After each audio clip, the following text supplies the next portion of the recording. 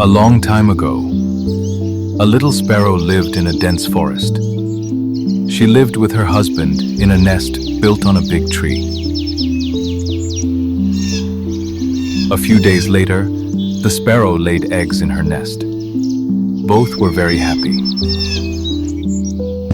One day, due to the scorching heat, a huge elephant was wandering in the forest.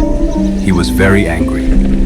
While walking, he reached the same tree where the sparrow's nest was. In anger, the elephant shook the tree branch violently. The nest fell down, and all the eggs broke. The sparrow started crying loudly. She said sadly, Because we are so small and weak, will we always have to suffer? Just then, her friend the woodpecker came there. He said, Friend, do not be sad.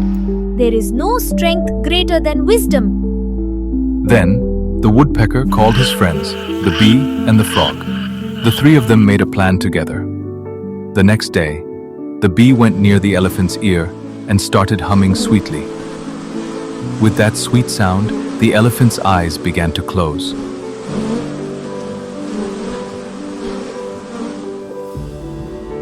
Just then, the woodpecker came quickly and pecked out both of the elephant's eyes. The elephant started screaming in pain. Now, the blind elephant began to wander in search of water. At that moment, the frog started croaking near a deep pit.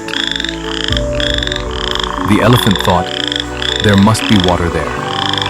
He moved towards the sound and fell straight into the deep pit.